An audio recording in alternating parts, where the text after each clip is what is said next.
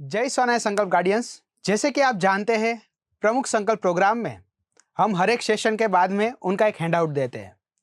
तो हर एक हैंडआउट के बाद हम आपको एक हैंडआउट एक्सप्लेनेशन वीडियो भी देंगे। ये पहला वीडियो हमारा रहेगा।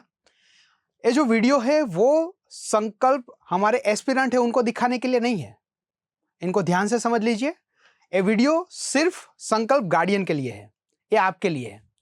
ये वीडियो किस लिए है? क्योंकि जो भी हमारा जो हैंडआउट है उनका एक्सप्लेनेशन हम आपको देंगे।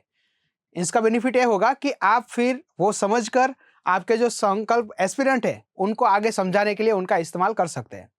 तो चलिए हम स्टार्ट करते हैं। तो जैसे कि आपके पास एप्लीकेशन है, तो पहले तो जो गुजरात में रहते हैं उन सभी के लिए हमारा जो हैंडआउट है वो सबको पार्सल कर दिया गया है। आपको फिजिकल फॉर्म में ही वो हैंडआउट मिल जाता है। इस हैंडआउट का जो कोई एक्स्ट्रा प्राइजेस हमने आपके पास से नहीं लिया है, और क्योंकि ये बाद में हमने डिसीजन लिया कि आपको हैंडआउट्स है वो पीडीएफ की जगह हम आपको फिजिकल फॉर्म में भेजें तो स्टूडेंट को अच्छी क्वालिटी के हैंडआउट मिलेंगे। बाकी जो गुजरात के बाहर के राज्य है जहाँ तक हैंडआउट नहीं पहुँचा है, और जो खास करके विदेश में जो अभिभावक रहते हैं उनके लिए, कि आपकी एप्लीकेशन में जब आप जाओगे तो संकल्प यहाँ पर एप्लीकेशन में ओपन है, तो एप्लीकेशन में जाओगे तो आपको दिखेगा सेशन 10। अभी हमारा सेशन 10 जो book to blog shaping the writer within जो 25A सेमेस्टर है उनमें जो पहला हमारा लेक्चर हुआ था उन पर अब आज हम समझने वाले हैं। तो आप जाओगे तो यहाँ पर आपको इस प्रकार से वीडियो दिखेगा। वो आपको यदि किसी का रिकॉर्ड सेशन आप किसी लाइव में रह गया है तो रिकॉर्डेड में भी आप देख सकते हो।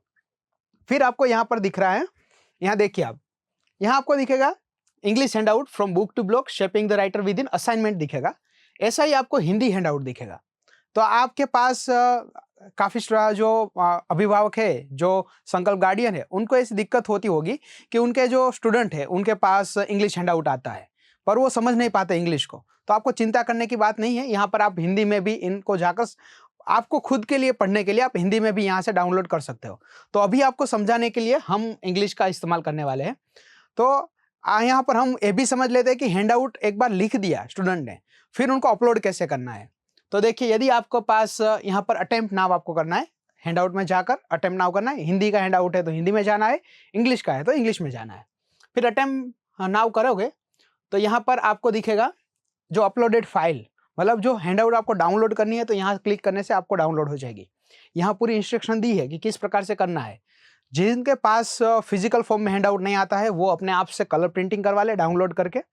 फिर उनको ब्लैक एंड व्हाइट में, यदि कलर में अवेलेबल नहीं है, आपके पास रिसोर्स अवेलेबल नहीं है, तो आप ब्लैक एंड व्हाइट में भी कर सकते हैं, पर आप फिजिकल फॉर्म में ही संकल्प एस्पिरेंट को हैंडआउट दीजिएगा। क्योंकि जो भी टॉपिक हम आपको सेशन के द्वारा समझाते हैं वही टॉपिक हम अलग प्रकार से आपको हैंडआउट के द्वारा समझाते हैं। इसलिए हैंडआउट को यदि स्टूडेंट अच्छी तरीके से उसमें आगे बढ़ेगा तो क्या होगा कि उनको वो टॉपिक काफ़ी अच्छी तरीके से समझ आ जाएगा। तो चलिए, इस प्रकार से आप इनको डाउनलोड कर लीजिएगा। फिर क्या करना है, यहाँ पर आप देखते हैं जब असाइनमेंट हो जाए कंप्लीट, फिर उनको पीडीएफ बनानी है। उनको स्कैन करके, आपको यदि आता नहीं है तो धीरे धीरे आप कोई वीडियो देख लीजिएगा यूट्यूब पर, उसमें आप समझ जाएंगे किस प्रकार से पीडीएफ स्कैनर आता है। तो वो स्कैन करके आप पीडीएफ बना सकते हो। और ऐसा हो तो स्टूडेंट को ही सिखा दीजिएगा। स्टूडेंट आजकल के काफ़ी इंटेलिजेंस होते हैं, वो अपने आप से पीडीएफ बना देंगे। फिर उनको यहाँ पर जाकर चूज फाइल करके यहाँ से अपलोड कर दोगे तो आपका, और कुछ आपको लिखना है, यहाँ पर सूचना लिखनी है तो वो आप यहाँ पर लिख सकते हो और फिर सबमिट कर सकते हो। जैसे आप सबमिट करते हो हमारे पास आपके हैंडआउट्स आ जाते हैं, और हम हैंडआउट जो है बाद में इवेल्यूट करने के लिए हमारे पास संकल्प इवेल्यूटर की पूरी टीम है। उनके पास हम इनको भेजेंगे और वो इवेल्यूट करके बाद में आपको जो इसी एप्लीकेशन के द्वारा आपको जो चेक किया हुआ हैंडआउट वापस मिल जाएगा। तो इन पर हम संकल्प इवेल्यूटर की टीम पर अभी वर्क कर रहे हैं। तो चलिए अभी चलते हैं, हम यहाँ से हैंडआउट डाउनलोड करके आपको दिखाते हैं कि हमारे हैंडआउट में हमारी एक्सपेक्टेशन क्या थी।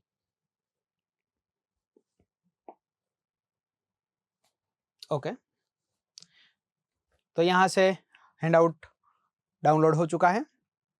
चलिए, तो इस सेशन में हम क्या देखने वाले हैं कि ये जो हैंडआउट है उनके पीछे क्या हमारा मकसद रहा था, ये बनाने के लिए हमने क्या सोचा था, और हम स्टूडेंट के पास से क्या एक्सपेक्टेशन रखते हैं, किस प्रकार से आप जो वाली है, जो संकल्प गार्डियन है, वो किस प्रकार से इनमें सहयोग कर सकते हैं। तो आज पूरा हम देखने वाले हैं। तो यहाँ पर book to blog shaping the writer within, तो यहाँ पर जो आपको टाइटल है, टाइटल से ही पता चलता होगा कि स्टूडेंट अभी बुक पढ़ रहे हैं। इस पूरा सेशन का सार इतना ही है कि स्टूडेंट बुक पढ़ने लगे। बुक उनके सिलेबस की नहीं, उनके सिलेबस के बाहर जो जनरल किताबें आती है थोड़ा सा वो पढ़े, क्योंकि सिलेबस का तो वो पढ़ते ही है। लेकिन यदि उनको फ्यूचर में कोई अच्छा अधिकारी बनना है, फ्यूचर में कोई अच्छा लीडर बनना है, तो उनको अभी से अपने विचार को उनको स्ट्रॉन्ग करने पड़ेंगे। इसके लिए पढ़ना काफ़ी ज़रूरी है। तो हमने सीखा है, तो फ्रॉम बुक टू ब्लॉग, मतलब अब जो उन्होंने पढ़ा है वो अपने ब्लॉग राइटिंग के जरिए, उनकी समरी राइटिंग के जरिए, ब्लॉग राइटिंग के जरिए वो इस पर आगे बढ़े। इसलिए पूरा सेशन है shaping the writer with in, मतलब उनको अधिकारी बनाना है, फ्यूचर लीडर बनाना है, उनको राइटर बनाना ऐसा नहीं है। पर हम हैंडआउट के द्वारा देखेंगे कि लिखना फिर भी क्यों ज़रूरी है। तो यहाँ पर मॉड्यूल है, जैसे आपको पता है कि हमारे जो हर एक जो सेशन होता है वो सेशन का टाइटल होता है, वो सेशन कोई ना कोई एक मॉड्यूल से होता है, और एक मॉड्यूल वो हमारे पाथवे से होता है। आपको पता है 3 प्रकार के हमारे पाथवेज है। संकल्प, संकल्प का आप फुल फॉर्म देखें तो एस से मतलब सीकिंग एस्पिरेशंस। सीकिंग एस्पिरेशन के अंतर्गत कैसे मॉड्यूल्स है, तो उनमें उनको जो अधिकारी बनाने के लिए जो क्वालिटीज है, गुण चाहिए, जो हम प्रमुख साहब महाराज से सीख सकते हैं, लर्निंग फ्रॉम लीजेंड्स, इस प्रकार का एक मॉड्यूल है। फिर ऑफिसर लाइक की जो क्वालिटीज होती है वो सिखाने के लिए पूरा एक हमारा एक पाथवेज है, सीकिंग एस्पिरेशंस। उनके बाद में हमारा दूसरा एक पाथवेज है जो SA के बाद N के, मतलब नर्चरिंग नॉलेज। नर्चरिंग नॉलेज यानी क्या कि कंटेम्पररी वर्ल्ड में जो नॉलेज उनके जरूरी है वो उनको मिले, और वो नॉलेज जो जिस प्रकार से एडॉप्ट करे, उनकी स्किल की भी सिखाते हैं, मतलब इफेक्टिव लर्निंग के द्वारा उनको स्टडी टेक्निक सिखाते हैं। और वो सारे मॉड्यूल्स है वो हमारा जो दूसरा पाथवेज है उनके अंतर्गत आता है। और ये यहाँ पर बात हो रही है हमारे तीसरे पाथवेज की, वो है एमिंग फॉर लीडिंग पर्सनालिटी, और उसके अंतर्गत एक है read to lead book synopsis sessions. तो इस सेशन के, इस मॉड्यूल के अंतर्गत पहला हमारा एक सेशन अगले सेमेस्टर में हो चुका था, उसके बाद में दूसरा सेशन है। तो हर एक मॉड्यूल के अंतर्गत कई सारे सेशंस होते हैं। तो यहाँ पर हमने संकल्प एस्पिरेंट को कहा है कि हम पढ़ने के बारे में तो जानते हैं, पर लिखने का भी एक अपना इंपॉर्टेंस होता है। तो वो इंपॉर्टेंस क्या है वो इस सेशन के द्वारा हम समझने वाले हैं। यहाँ पर लिखा है कि वाई राइटिंग मैटर्स, लिखना क्यों इंपॉर्टेंस हो जाता है। तो हमारा कम्युनिकेशन स्ट्रेंथनिंग करता है, क्रिएटिविटी हमारे अंदर जो स्टूडेंट के अंदर होती है वो बूस्ट करता है, कॉन्फिडेंस बिल्ड करता है। स्टूडेंट को जब तक अच्छी तरीके से लिखना नहीं आता है ना, तब तक उनको कॉन्फिडेंस कहीं ना कहीं डाउन रहता है, तो लिखने से उनका कॉन्फिडेंस ही बढ़ता है। फिर है प्रिजर्व नॉलेज, जो वो स्टूडेंट पढ़ता है, मान लो कि उसने अभी कोई किताब पढ़ी, टाइम मैनेजमेंट के बारे में पढ़ी या कोई महान व्यक्ति के जीवन के बारे में पढ़ी, पर जब वो अधिकारी बनेगा, जब वो आगे कोई बड़ा बनेगा तो वो शायद भूल भी जाए। पर यदि वो की नोट्स उनकी लिख लेते हैं तो प्रिजर्व नॉलेज, खुद के लिए वो नॉलेज है वो प्रिजर्व रखता है, इसलिए इनका भी ये भी इंपॉर्टेंट है। फिर लीव्स अ लास्टिंग इम्पैक्ट, यदि कोई अच्छा है व्यक्ति और अच्छी तरीके लिख कर किसी को देता है तो वो प्रेरणा के रूप में उन पर भी इम्पैक्ट करता है। तो ये लिखने के फायदे थे। अब चलिए यहाँ पर आते हैं, एक क्वेश्चन है, we understand the importance of writing but sometimes we hesitate to write and express our thoughts, what are the reason behind this hesitation in writings. तो यहाँ पर आपने देखा कि क्वेश्चन है सीधा विद्यार्थी को टच करता है। विद्यार्थी को कहता है कि हम जानते हैं कि लिखने के कई सारे फायदे हैं, फिर भी हम डरते हैं, हम झिझकते हैं, उनका पीछे का रीजन क्या है, वो स्टूडेंट को यहाँ लिखना है। इसलिए जो हमारा हैंडआउट्स का हर एक क्वेश्चन है वो इस प्रकार के हो गए कि स्टूडेंट को इस वे में आगे बढ़ाए, उस दिशा में आगे बढ़ाए। तो ये कोई रट्टा लगाकर फिर वो यहाँ पर क्वेश्चन लिख सकता है, आंसर लिख सकता है, ऐसा नहीं होगा। हमारे जो क्वेश्चन है वो उनको रिफ्लेक्टिव टाइप के क्वेश्चन हो गए। तो यहाँ पर हमें देखना है कि स्टूडेंट को क्या झिझक महसूस होती है। एज ए जो गार्डियन है आपको वो देखना है, पढ़ना है, फिर उनको ज़्यादा उनको सलाह नहीं देनी है। अभी तो उनको सिर्फ देखना है कि उनकी झिझक क्यों है, और इनडायरेक्ट वे में, डायरेक्टली उनको नहीं कहना है कि तुम इसी दिशा में आगे बढ़ो, इनडायरेक्ट वे में हमें सपोर्ट कर सकते हैं कि उनकी झिझक वो दूर हो, लिखने के प्रति वो आगे बढ़े। तो ये क्वेश्चन से हमारी एक्सपेक्टेशन वो थी कि स्टूडेंट रियल रहे और रियलिटी उनके अंदर जो है वो बाहर निकाले, तो वो आपको पढ़ना है। फिर यहाँ पर है पोज एंड पॉन्डर। देखिए हर एक जो हमारे इस प्रकार के टाइटल आएंगे, यूनिक प्रकार के टाइटल्स, वो टाइटल के अपने मीनिंग्स है। जैसे पोज एंड पॉन्डर, इनका मीनिंग है कि स्टूडेंट यहाँ पर रुक जाए, यहाँ पर रुके, पोज ले और पॉन्डर करे, मतलब कि सोचे। तो यहाँ पर जो भी दिया गया है वो सोचने वाली बात है, इस पर लिखने की बात नहीं है। यहाँ पर स्टूडेंट को थोड़ी सी अंतर्दृष्टि करनी है, थोड़ा सा उन पर ज़्यादा जोर, अपने दिमाग पर जोर देकर, अंतर्दृष्टि टाइप होता है ना, इस प्रकार के सोचना है। तो यहाँ पर क्या लिखा है, यहाँ पर लिखा है कि कोई भी महान व्यक्ति, आप देख लो, कोई भी महान व्यक्ति देख लो, वो चाहे प्रमुख स्वामी महाराज हो, महंत स्वामी महाराज हो, या बाहर की कोई भी व्यक्ति हो, तो यदि हम उनके जीवन में देखते हैं तो हमें राइटिंग उनमें दिखता है। वो पत्र लिखते हुए हो, या शायद स्पीचेस लिखते हो, या कोई ग्रंथ भी लिख दे, जैसे भगवान स्वामीनारायण ने ग्रंथ लिखा, और इस प्रकार से महंत स्वामी महाराज ने भी सत्संग दीक्षा ग्रंथ लिखा, और कई और किताबें भी लिखी है।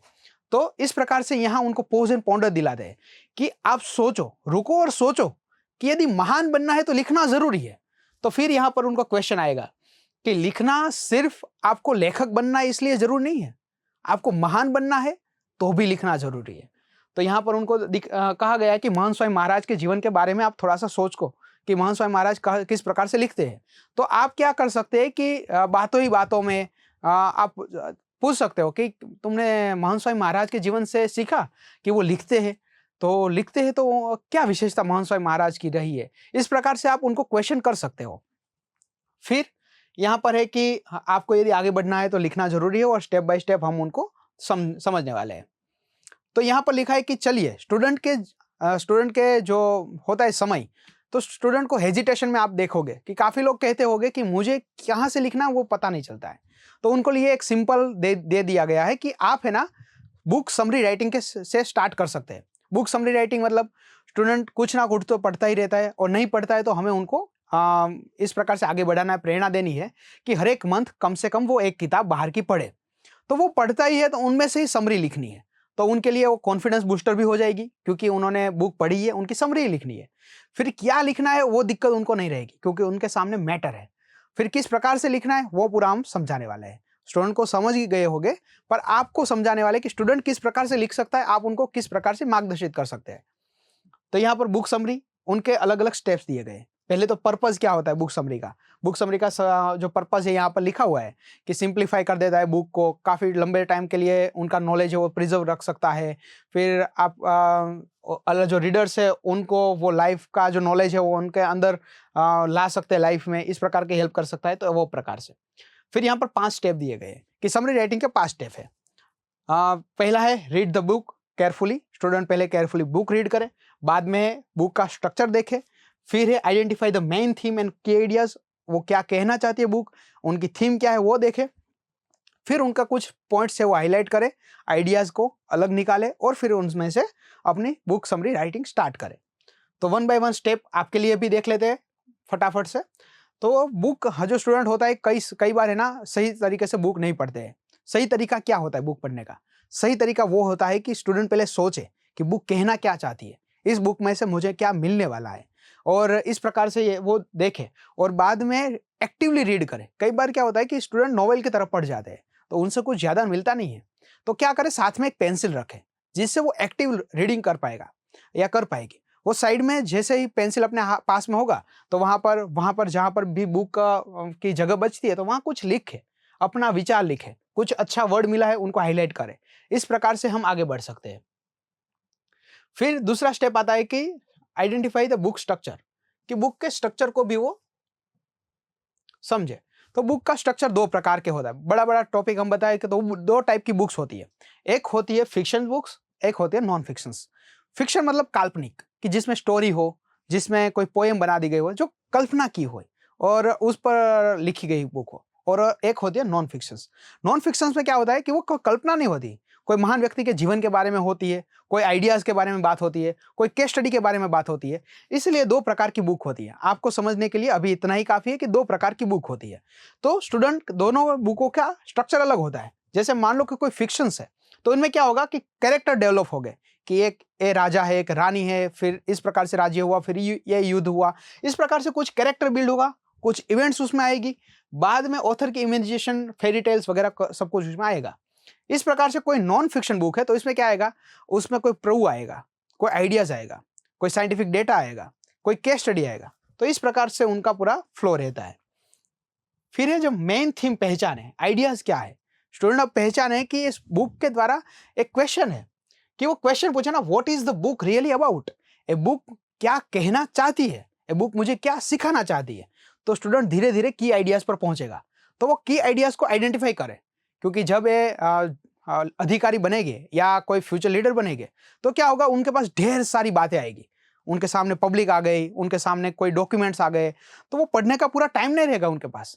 उनका दिमाग इतना अच्छी तरीके से चलना चाहिए कि वो एक ही बार में रीड करके पता लगा ले कि मेन आइडिया क्या है, किस बात पर फोकस करना है। तो हम अभी से उनको इस दिशा में ले जाना चाहते हैं, इसलिए अभी से वो थीम एंड की आइडियाज पहचाने लगे। फिर नेक्स्ट स्टेप आता है कि उनकी नोट ले। तो नोट किस प्रकार से ले, अभी मैंने बताया कि अपने आप पास पेंसिल भी रख सकते हैं। फिर साथ में है कि वो हाइलाइट्स है, कुछ हाइलाइट्स भी कर सकते हैं। कुछ स्टूडेंट की ऐसी होती है टेव के आदत कह लीजिए कि पूरा वो हाईलाइट कर देते हैं, अलग अलग कलर की पेन्स रहती है, हाइलाइटर्स रहते हैं और पूरी किताब को इस प्रकार से बना देते हैं। ऐसा नहीं करना है, वो स्टूडेंट को भी शायद नहीं पता चलेगा। हमें धीरे धीरे उनको इस वे में ले जा सकते हैं। यदि जो चीज़ उनको आगे काम आने वाली है, मान लो कि कोई अच्छा कोट है कि वो अपनी स्पीचेस में लिख सकता है, या फिर वो अपनी जो पेपर है उसमें लिख सकती है, या कहीं अच्छी जगह वो यूज़ कर सकता है। तो इस प्रकार का जो बाद में आप यूज़ करने वाले हो या कुछ इंटरेस्टिंग बात हो वही हाईलाइट करें, मुख्य बात ही हाईलाइट करें। तो वो हमें उनको सिखाना पड़ेगा। फिर है कि सिंबल्स, तो सिंबल्स भी कुछ यूज़ कर सकते हैं। जैसे मान लो कि कहीं पर इम्पोर्टेंट बात आई तो वहाँ पर स्टार मार्क कर दिया, कहीं पर एग्जाम्पल आया तो वहाँ पर राइट कर दिया, फिर फैक्ट्स एंड डिटेल्स आई तो वहाँ पर सिंबल्स लगा दिया। तो इस प्रकार से कर सकते हैं। यहाँ पर एक इंटरेस्टिंग बात आपको बताना चाहता हूँ कि यहाँ हमारे जो अटलादरा है, अटलादरा मंदिर, स्वामी मंदिर, वहाँ एक वरिष्ठ संत है, महापुरुष स्वामी। तो उनके पास पूरा अपना खुद का बनाया इस प्रकार का सिंबल का लिस्ट है। जो साइंटिफिक जो सिंबल्स आते हैं उनसे पूरा बनाया हुआ एक पूरा सिंबल का लिस्ट है। तो वो यूज़ करते हैं। किस प्रकार से करते हैं, तो मान लो कि वचनामृत में कहीं कोटेशंस आया तो वहाँ एक प्रकार का सिंबल कर दिया, और वो वचनामृत के पुष्टि का कहीं और एग्जाम्पल आ गया तो उनको कनेक्ट करता हुआ दूसरा सिंबल बना दिया। तो इस प्रकार से सिर्फ सिंबल देखते जाए, फिर भी वो बुक का पूरा एनालिसिस हमें मिल जाएगा। तो इस प्रकार से आप स्टूडेंट को धीरे धीरे इस प्रकार से कर सकते हैं। फिर टेक नोट्स, वो अपने आप से अपनी नोट में लिख सकते हैं। और फिर आती है समरी राइटिंग। तो समरी राइटिंग तीन विभाग में होती है। पहला लिखना होता है इंट्रो, फिर होता है बॉडी, फिर होता है कंक्लूजन। यूपीएससी में भी जब आंसर स्टूडेंट लिखते हैं तो ज़्यादातर स्टूडेंट इसी वे में लिखते हैं, इंट्रो, बॉडी एंड कंक्लूजन। हम कोई भी बात करते हैं तो वही बात इस प्रकार से ही स्टार्ट होती है। पहले इंट्रो आता है, बाद में बॉडी आती है, मेन पार्ट आता है, फिर कंक्लूजन आता है। तो वही यहाँ स्टूडेंट को सिखाया गया है कि इंट्रो किस प्रकार से लिखना है। यहाँ पर साथ में एग्जाम्पल दिया गया है। विंग्स ऑफ फायर जो एपीजे अब्दुल कलाम साहब की बुक है, उनके एग्जाम्पल के द्वारा स्टूडेंट को पूरा यहाँ पर समझाया गया कि इंट्रो किस प्रकार से लिखना है। फिर आता है बॉडी पार्ट। तो बॉडी पार्ट में जिस प्रकार की बुक हो, मान लो कि वो फिक्शन है तो इस प्रकार से लिखना है, मान लो कि वो नॉन फिक्शन है तो इस प्रकार से लिखना है। जैसे कि नॉन फिक्शन बुक है और फिक्शन बुक है तो उनमें कुछ ना कुछ चेंजेस रहेगा। जैसे फिक्शन बुक है तो क्या रहेगा कि उसमें जो मैंने कहा था कैरेक्टर बिल्ड्स होते हैं, तो किस प्रकार से कैरेक्टर बिल्ड हुए, क्या उसमें संघर्ष आया, संघर्ष का समाधान कैसे निकला, ऐसा सब बातें आती है। और जो नॉन फिक्शन बुक होती है उसमें क्या होता है कि उसमें आइडियाज बात है। तो स्टूडेंट ज़्यादातर है ना नॉन फिक्शन बुक कम पसंद करते हैं क्योंकि उसमें आइडियाज़ की बात होती है। पर धीरे धीरे वो स्टूडेंट को हमें फिक्शन से लेकर नॉन फिक्शन तक हम धीरे धीरे उनको डाइवर्ट तो नहीं, उनको प्रेरणा दे सकते हैं। कई सारी फिक्शन बुक भी सीखने लायक होती है, पर हम स्टूडेंट को उसके जो इंटरेस्ट है और जो हमने पूरी बुक लिस्ट दी गई है उनके द्वारा हम उनको गाइड कर सकते हैं। आगे चलते हैं। तो यहाँ पर पूरा दिया गया, आप अपने ओर से देख लीजिएगा कि किस प्रकार से पूरा अब्दुल कलाम साहब का जीवन है वो एक पेज में लिख दिया गया है। फिर यहाँ आता है कंक्लूजन। तो कंक्लूजन होता है कि स्टूडेंट लिखे कि मैं क्या सीखा या मैं क्या सीखी। तो अपना जो विचार है, मेन थीम और लेसन लर्न, तो वो उनको कंक्लूजन में लिखना है। तो इस प्रकार से हम उनको मार्गदर्शित कर सकते हैं। फिर यहाँ पर काफ़ी अच्छी बात कही गई है कि भगवान स्वामीनारायण जब नीलकंठ मणि के रूप में उन्होंने गृह त्याग किया तब उनके पास में कुछ गिनी चुनी चीज़ें लेकर ही वो निकले थे। वो सही से कपड़े भी उन्होंने नहीं लिए थे और ना ही पैर के लिए कोई जूता वगैरह लिया था। पर वो एक चीज़ अपने साथ में नहीं भूले थे, वो था गुटखा। गुटखा मतलब कि जो शास्त्र का पूरा सार, जो धर्मदेव के पास पूरा शास्त्र वो सीखे थे, तो वो शास्त्रों का सार उन्होंने एक अपनी समरी राइटिंग कह सकते हैं कि समरी के तौर पर उन्होंने लिखा रखा था। और जैसे ही उन्होंने गृह त्याग किया तो वो जो सर्व शास्त्र का सार रूप गुटखा वो अपने साथ में लेकर निकले थे और जहाँ पर भी वो समय वगैरह मिलता था वो पढ़ते थे। तो हम स्टूडेंट को यहाँ से इंस्पायर कर सकते हैं कि भगवान स्वामीनारायण ने भी समरी पर कितना भार दिया हुआ था, और इस प्रकार से हमें वही समरी में से हमें वचनामृत और शिक्षापत्री हमें मिली हुई है। तो हमारे लिए गर्व की बात भी है कि हमारे जो शिक्षापत्री और है तो वो सर्व शास्त्र का सार से बनी हुई है। तो इस प्रकार से हम यहाँ स्टूडेंट को समरी राइटिंग का महत्व समझाया। बाद में यहाँ आपको दिखाते हैं कि इस प्रकार का आपको टाइटल आएगा। ये टाइटल है संकल्प चैलेंज। संकल्प चैलेंज यानी क्या? तो स्टूडेंट को हम चैलेंज देते हैं। वो चैलेंज 15 दिन की हो सकती है, 10 दिन की हो सकती है। और चैलेंज क्या है? तो स्टूडेंट को कुछ ना कुछ टास्क देते हैं कि वो टास्क उनको करना है। वो एक दिन में कंप्लीट करने वाली बात नहीं होगी, वो उनके एक्सपीरियंस के साथ जुड़ी हुई बात होगी। तो यहाँ पर उनको संकल्प स्टूडेंट को चैलेंज ये दी गई है कि आप जहाँ पर जो आइंस्टाइन है वो कहते हैं कि यदि आप अच्छी तरीके से सिंपल वे में किसी को एक्सप्लेन नहीं कर सकते हो, इनका मतलब कि आपने सही से वो बातें समझी ही नहीं है। तो स्टूडेंट को हम कहना चाहते हैं कि आप सिंपल वे में अपनी समरी बनाए। और यहाँ पर चैलेंज वो दे गई है कि आप अगले 6 मंथ का पूरा रीडिंग प्लानिंग अपना बना दीजिए। हर एक मंथ की एक किताब, यहाँ पर स्टूडेंट को वो किताब लिखनी है। पर यहाँ साथ में उनको एक रिमाइंडर दिया गया है। वो रिमाइंडर ये है कि प्रमुख साहब महाराज ने एक बार कहा था एक संत को कि एक किताब आपको सत्संग की पढ़नी है और बाद में एक किताब आपको जनरल मन यानी कि बाहर से पढ़नी है। तो इसी प्रकार से हमारे जो स्टूडेंट हो वह यही रास्ता फॉलो करे, प्रमुख साहब महाराज की यही राय वो आगे लेकर चले कि मान लो कि जनवरी में वो सत्संग की किताब पढ़ते हैं तो फरवरी में वो बाहर की एक किताब ले, और बाद में मार्च में फिर से एक सत्संग की किताब और अप्रैल में फिर से एक बाहर की किताब। इस प्रकार से वो पूरा अपना प्लानर बनाए। तो हमारा संकल्प गार्डियन के तौर पर हमारा रोल क्या है? हमें प्लानर देखना है। ये प्लानर देखना है इतना ही, ये फॉलो भी कराना है। उनको रिमाइंड कराना है कि चलो अब जनवरी खत्म हो गया, फरवरी स्टार्ट हो गया, क्या तुमने बुक खत्म कर ली? क्या अब नेक्स्ट किताब के लिए रेडी है? और किताब की जरूरत पड़े तो हम उनको लेकर भी दे। ऐसा नहीं करें कि मान लो कि किताब के लिए कई पेरेंट्स ऐसा भी कर सकते हैं कि उनको PDF थमा दे, पर ऐसा मत करिए। आप क्या करिए, उनको फिजिकल कॉपी ही दीजिए।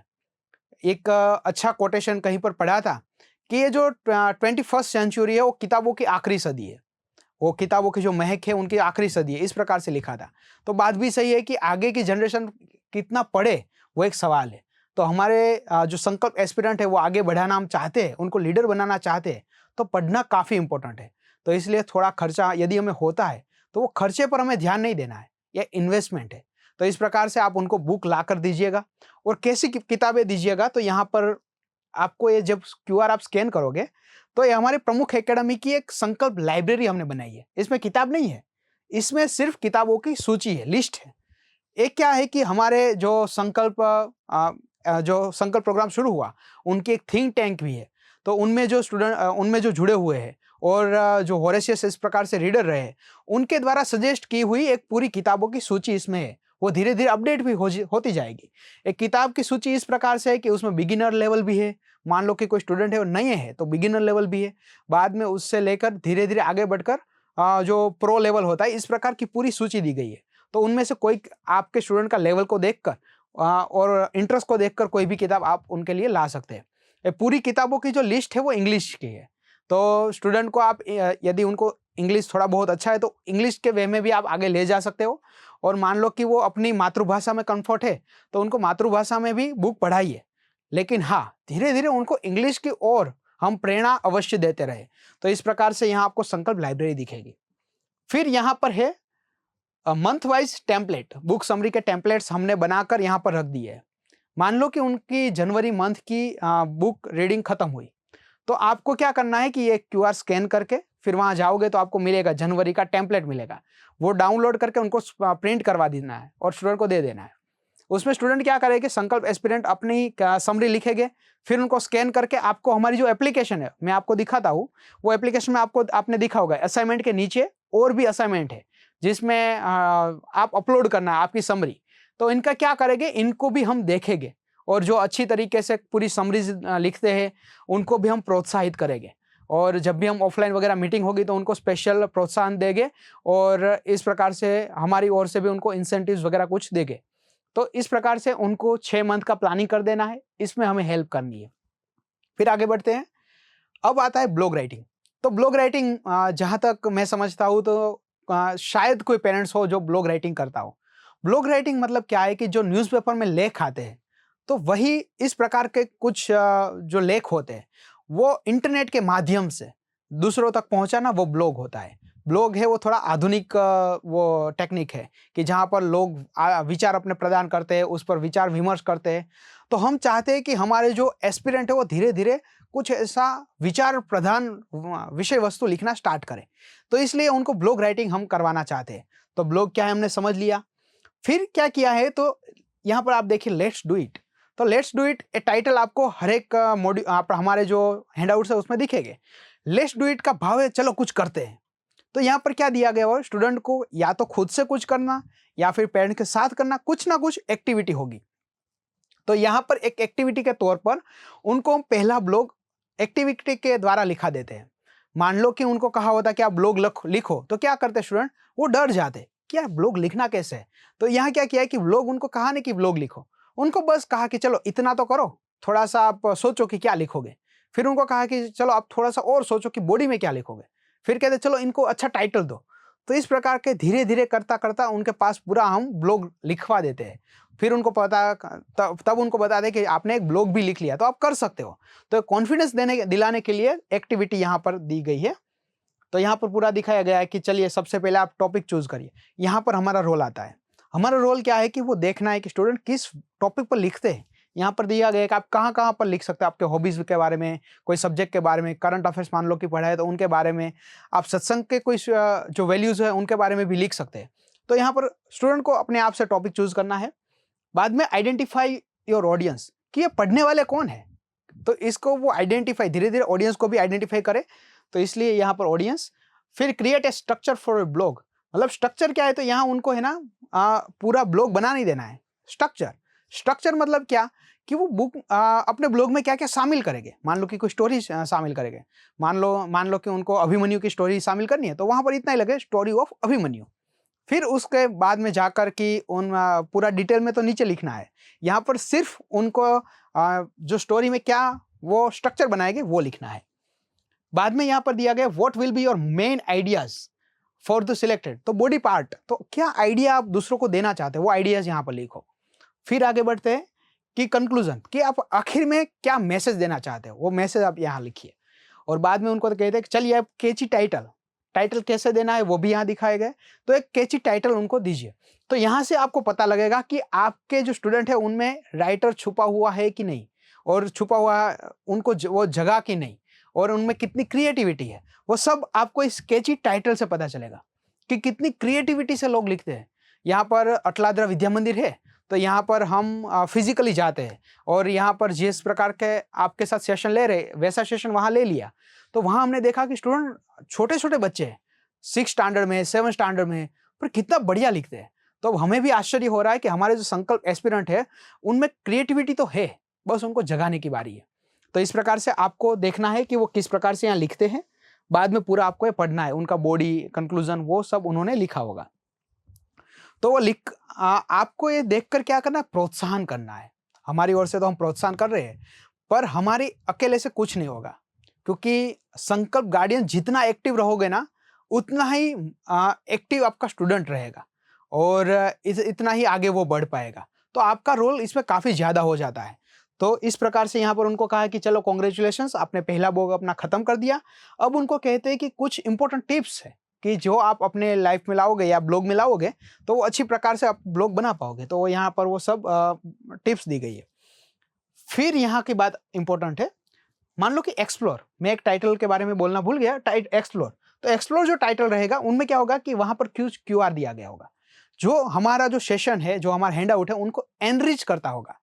वो ऐसा नहीं कि ये जो है इनको आपको इंटरनेट के द्वारा जब मोबाइल को जोड़कर फिर स्कैन करोगे तो आपको यहाँ जो चीज़ होगी वो आपको दिख जाएगी। फिर आपको कुछ ऐसे QR होंगे जो स्टूडेंट के लिए होंगे, कुछ ऐसा एक्सप्लोर होगा, कुछ एक्सप्लोर सिर्फ आपके लिए होंगे, संकल्प गार्डियन के लिए। वो मैं बताता हूँ वो कहाँ पर आएगा। पर इस प्रकार से यहाँ QR है कि यहाँ पर स्कैन करोगे तो हमारी जो प्रमुख एकेडमी की वेबसाइट है www.pramukh.academy, तो वहाँ पर उनको ले जाएंगे और वहाँ पर दिखाएगी कि यहाँ पर आपका ब्लॉग आएगा। तो अब हमें क्या करना है कि स्टूडेंट को ब्लॉग राइटिंग के लिए प्रोत्साहित करना है, और वो ब्लॉग लिखते हैं तो आपको टेलीग्राम के जरिए या संकल्प कोऑर्डिनेटर के नंबर आपके पास है, तो उनके जरिए आप ब्लॉग हमारी तरफ पहुंचाइए। यदि आप कर सकते हो तो उनको टाइप करके ही पहुंचाइए, तो हमारा इतना काम कम हो जाएगा। और उनमें से अच्छे जो ब्लॉग होंगे वो हम हमारी जो वेबसाइट है वहाँ पर वो प्रदर्शित करेंगे उनके नाम के साथ। और हो सकता है कि फोटो वगैरह भी पूरा स्ट्रक्चर अभी बन रहा है, पर वहाँ पर हम हाईलाइट करेंगे। और वहाँ पर रेटिंग का सिस्टम होगा, कितने लोग विजिट कर रहे हैं, किस तरह से पढ़ते हैं, तो कैसा।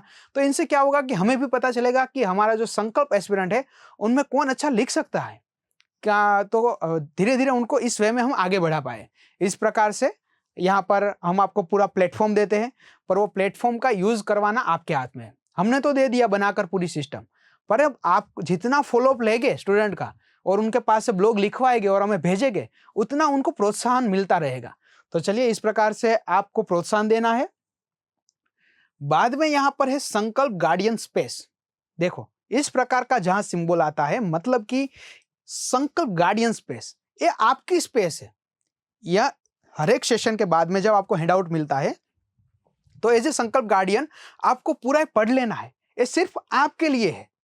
तो यहाँ पर पूरा आपको इंस्ट्रक्शन दिया होगा कि हमारा सेशन आपके बिना अधूरा है, तो आपका कुछ रोल रहेगा।